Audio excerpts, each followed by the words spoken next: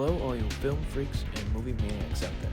My name is Nolan Carr, and I'd like to welcome you to the go-to podcast for all things cinema. But before you can ask any questions, just sit back, relax, as I present to you a Strawlane Studio Productions Critiquing with Carr. And welcome back, ladies and gentlemen, to another exciting edition of the show here on Critiquing with Carr for Memorable Movie Monday. As always, if you've enjoyed episodes such as this one, do us a favor by subscribing on YouTube, follow us on the audio platforms, clicking that thumbs up or like button so you can tell us you enjoy these episodes, turning on post notifications on those platforms so you can stay up to date when episodes release, as well as clicking at share out so you can help continue to grow the podcast with all your friends and family. Also, if that wasn't enough, if you want other ways to stay updated with the show, do us a favor by following us on Instagram at Critique with Carr. I say all that because on this week's very interesting edition of Memorable Movie Monday, we're talking about the classic German film Das Boot. And with that being said, let's begin. This movie was directed and written by Wolfgang Petersen. This film was based off the book Das Boot by Lothar Gunther Bachheim. The movie was also produced by Gunther Robach, and the cast for Das Boot is as follows: Jürgen Prochnow, Herben Grönemeyer, and Klaus Winnemann. The cinematographer for this film was Jos Vacano. The film was edited by Hans Nickel. The musical score for this film was done by Klaus Doldinger. The production companies for this film were Klaus Film, Radiant Film, Bavaria Film, Westdeutscher Rundfunk, and SWR Fernsehen. This movie was distributed by Neue Konstantin Film. It was released on September 17th of 1981. The runtime for this film was 149 minutes. The budget for this film was 32 million Deutschmarks, and the box office total for this film was 89.4 million US dollars. The short list of accolades for this film are as follows. At the Bavarian Film Awards, Wolfgang Petersen won for Best Director and Jos Vacano for Best Cinematography. At the Golden Camera Awards, the movie won the Jubilee Award, Wolfgang Petersen for Best Directing, and Jos Vacano for Best Cinematography,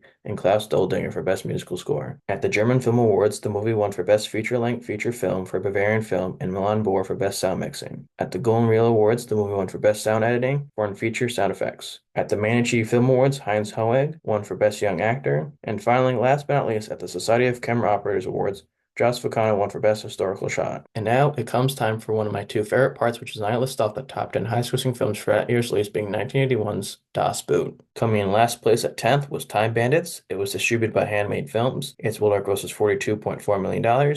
It stars David Rappaport, John Cleese, and Sean Connery. Coming in 9th place was The Four Seasons. It was distributed by Universal Pictures. Its worldwide gross was $50.4 million. It stars Alan Alda, Carol Burnett, and Len Cariou. Coming in 8th place was Chariots of Fire. It was distributed by 20th Century Fox. Its worldwide gross was $59 million.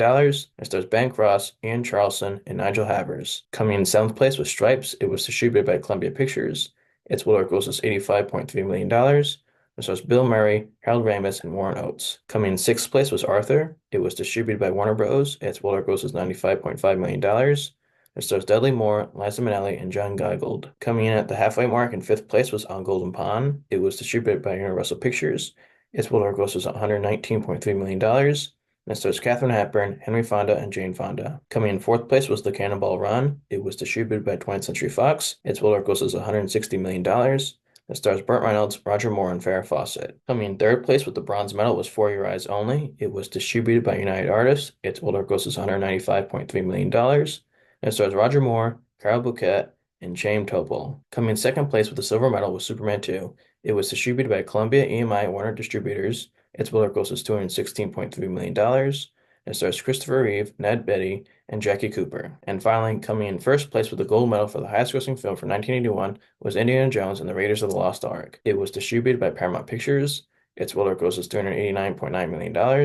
It stars Harrison Ford, Karen Allen, and Paul Freeman. And now, for the moment we've all been waiting for, my review of 1981's classic, Das Boot. Wolfgang Petersen's Das Boot stands as a hallmark of war cinema, masterfully capturing the harrowing and claustrophobic experiences of life aboard a German U-boat during World War II. At its core, the film is a profound exploration of camaraderie, fear, and the stark realities of naval warfare. With a runtime that stretches over 3 hours, it meticulously details the crew's journey, making the viewer feel both the tension and the mundanity of their existence. One of the film's standout elements is its strong character portrayals. Jürgen Prochnow as Captain Heinrich Lehmann and Klaus Winnemann as the first lieutenant create memorable performances that anchor the narrative. In particular, the character of Philip Thompson, although not given extensive screen time, delivers some of the film's most memorable moments, especially during the entertaining bar scenes in La Rochelle. His speech at the bar encapsulates the conflicting emotions of the crew, balancing bravado and vulnerability. The audience is left wanting more of his character, reflecting a common sentiment that deeper character exploration could have enriched the narrative even further. Das Boot excels in its ability to portray the often dull yet impactful aspects of life on a submarine. The mundane routines of the crew are depicted with an authenticity that resonates. The film doesn't shy away from showcasing the logistical challenges of living in such confined quarters. From dealing with limited food supplies to the psychological strain of long deployments, every detail contributes to a holistic view of submarine life. The slow buildup serves to heighten the intensity when chaos erupts, when the U-96 goes from calm camaraderie to being violently tossed about by enemy attacks. The film's ability to navigate these shifts in tone is commendable, creating a rhythm that mirrors the unpredictability of naval warfare. While the first hour of Das Boot is engaging, the pacing does falter slightly in the latter half. The second and third hours feel slower, with certain scenes dragging on longer than necessary. This can lead to a sense of fatigue as viewers might find themselves longing for a quicker resolution. However, it's important to note that the deliberate pacing is also a stylistic choice that reflects the monotony and tension of submarine warfare. Yet, the film picks up again when the crew makes a secret rendezvous with the SS Weiser. This sequence reignites the tension and camaraderie, showcasing how the crew's confidence grows following the repairs to the U-96. It is a moment of triumph and highlights the resilience of the crew juxtaposed against the ever-present threat of danger. A notable aspect of the narrative is the fate of the characters. While I appreciate the depth of Captain Lemon and the chief engineer, I found it frustrating that pivotal characters like Ullman and Johann meet their ends, while Lieutenant Werner, arguably the least compelling character, emerges unscathed. This imbalance in character survival felt contrived in diminishing the emotional weight of their losses. Lieutenant Werner's character, despite having moments of connection with Ullman, lacked the same depth and complexity as the other crew members. The ending, where the crew finally seems to catch a break only to be obliterated by bombers, is expertly executed. It encapsulates the film's central theme of futility of war, leaving viewers with a poignant reminder that survival in such an environment is never guaranteed. Overall, Das Boot offers a compelling portrayal of the crew aboard the U-96, balancing moments of levity with the harsh realities of war. The film's length may be daunting, but the well-crafted characters and the relationships make the journey worthwhile. The gritty realism, coupled with a haunting score, enhances the viewer's experience. It's a film that invites contemplation, prompting viewers to reflect on the broader implications of war and the personal stories woven into its fabric.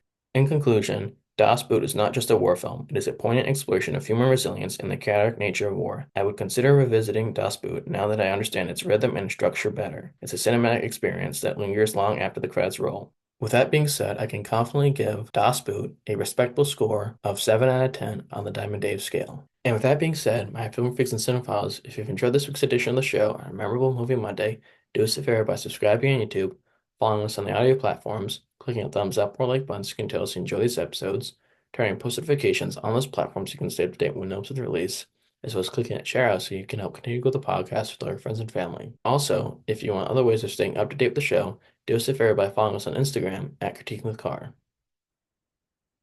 And with that being said, my film freaks and cinephiles, until next time, happy viewing and take care.